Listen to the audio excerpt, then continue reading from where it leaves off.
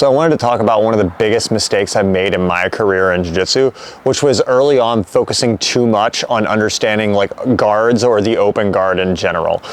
So an analogy I like to use to think of this is like if you try to understand chess, even if you have the world's best supercomputer, it cannot tell you what's the best first move. Or even a few moves into the game, the computer can't tell you what's the best move because there's so many variables, right? So when someone new is learning chess, you often start with the end in mind. So the first thing you do is you learn to checkmate with like a king and a queen, because if you know what you're doing, that's an absolute certainty. You should be able to do that. Once you do that, you learn to checkmate with like a king and two rooks, and then a king and two bishops, and eventually I think you can even do a king and two knights, and you kind of work your way down from these endpoint positions. And then you also start developing by doing chess puzzles. So you have a situation where it's like mate in 3, and it's guaranteed that if you call check, the guy has to move out of check, and then it platforms forward and you're guaranteed the finish, right? And I think Jiu-Jitsu is very similar in that you want to focus on the end points first, right? So there's so many different ways you can play the open guard, and no one can say for sure what's correct. And I would even argue that Jiu-Jitsu is more complicated than chess, because at least chess you can imitate the moves, or you can repeat the moves with a computer and calculate it. Whereas in Jiu-Jitsu, every person you train with has a different body type, or a different gi length, or a different flexibility level, or a different strength level. So there's so many variables, you can't really calculate it, right? So if you're going early into a match and you're trying to decide what's the best move, no one can really say, right?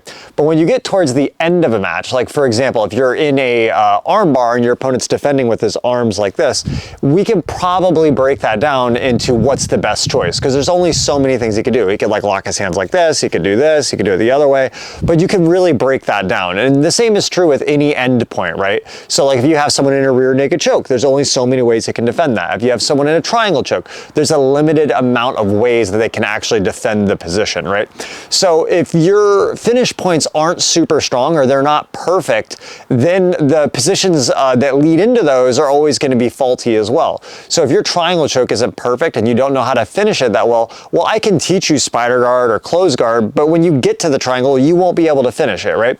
And kind of like investing, like we don't know what Jiu-Jitsu is going to look like in 10 years. So you may end up developing a spider guard game or whatever game, and you don't know that in 5 years, it may be that we discover, oh, that position's not as useful, right? So you can't really say how the game's going to be down the line, but there's certain positions you can certainly say, right? So we know for sure the triangle choke is a very critical aspect of your game to have mastered, right? Finishing an armbar is a critical aspect of the game to have mastered. Knowing how to hold side control, knowing how to hold mount, knowing how to hold the back. You're never going to lose by mastering those positions, right? Furthermore, if you want to learn how to pass the guard, at its core, passing the guard is getting around the legs and holding the guy in side control for 3 seconds, right? So if you cannot well hold side control, you'll never truly be good at passing, because you can't hold side control, so how can you effectively get around and hold them, right? So, and also as you learn to hold side control well, you're gonna understand the fundamental mechanics that are involved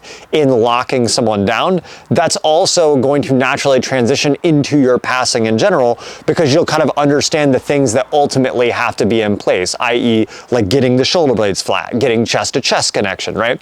And this is going to be true for multiple things. If you don't have a good back control and you're trying to work a berimbolo or crab ride or some complicated back take, but when you get to the point, the end point, you don't really truly know how to hold the back, it's going to be very difficult, and you're not going to be able to see where the end is in mind. But if you've truly mastered back control, I can show you something from crab ride, I can show you something from berimbolo, I can show you something when the guy turtles, and as soon as you see that opening appear, you'll jump on it, right?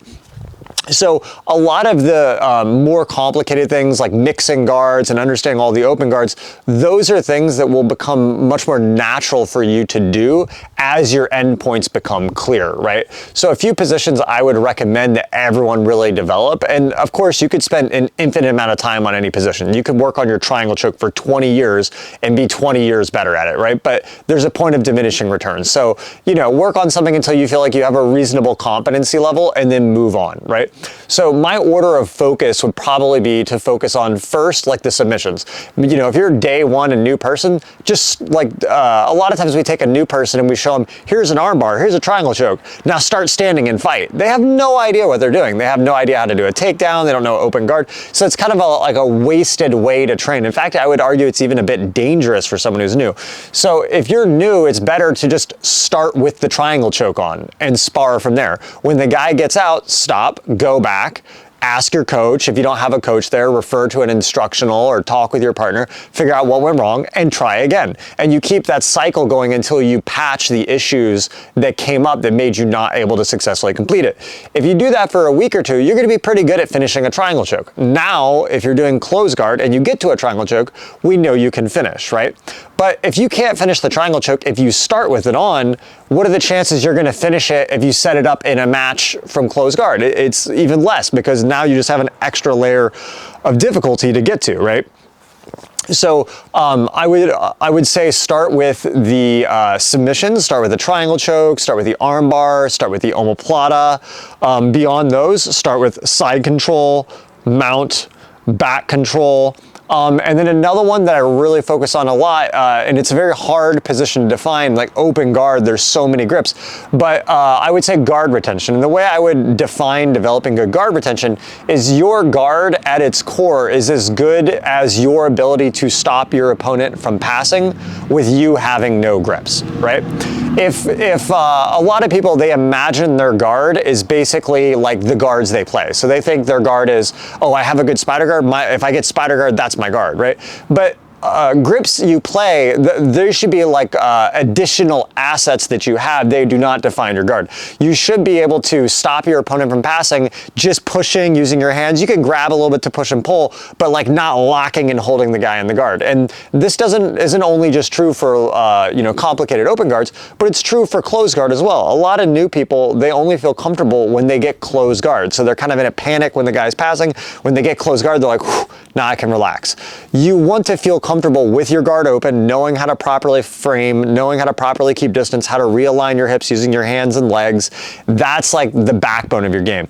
So if you want to specific train that, start with no grips and tell the person to just try to pass and start developing that core ability. As you get good at that, then you can start layering in guards, right? You can't always get to spider guard. You can't always get to collar sleeve. You can't always get to worm guard. You can always get to the no grip guard, right? So by developing this ability of having no grips and stopping the person from passing, you're going to develop a backbone confidence in your guard. And as that's there, then you can just overlay different grips on top of it. And you go, oh, I'll play collar sleeve for a bit. That's there. And then when you get in trouble, no problem, let go back to defending, right? So that's probably one of the most important aspects to develop, right? So I would say guard retention, like your ability to defend with no grips, holding side control, holding mount, getting out of side control, getting out of mount, your core submission finishes, those are always going to need to be in place. As you have some reasonable competency level in those things, you can start layering in, learning the open guards, learn collar sleeve, learn double sleeve, learn de la hiva, and then those are going to be additional assets, and they're incredibly important. I'm super happy I spent so much time mastering those positions and deeply understanding them. And I would say even beyond that, try to think about that way in terms of developing any position, right? So if I'm starting to develop something complicated like a crab ride or a berimbolo, if you start with just like knocking the guy over in de la hiva and attacking, that's a big aspect of it. There's so many variables in there that could happen. But if you start in like the end point of the crab ride, you start at the last stage right before you finish, learn to finish from there. If you can't finish from there, you're definitely not going to finish with all the other complexities involved in the front end. So you start at the end point until you master those combinations, and then you slowly branch your way backward, right? So again, to reiterate, I would say start with the submissions first, then you start with side control, mount, back control, escaping and controlling, progress to open guard controls, guard retention, developing the foundations of collar sleeve, double sleeve, ankle control, de la hiva. In my opinion, those those are the foundations of an open guard. And then you start developing your strong finishes in your crab ride, your berimbolo, ankle locks, whatever extra series you want to work on. And the last thing I would say is also focus on keeping it fun, because sometimes we can say, oh, this is the best position to work, like from a game theory perspective, but you also have to be excited about it. Often the best position to work is the one you're most excited about, but also if you have a strong competitive focus, pay attention to keep in mind how good your endpoints are, and if you're ever lost on what you should be working on, there's probably always an endpoint that you could be tightening up somewhere. All right, guys, hope you like this type of video. If you really enjoyed it, comment, let me know if you guys have any requests for topics to cover in the future. Thanks a lot.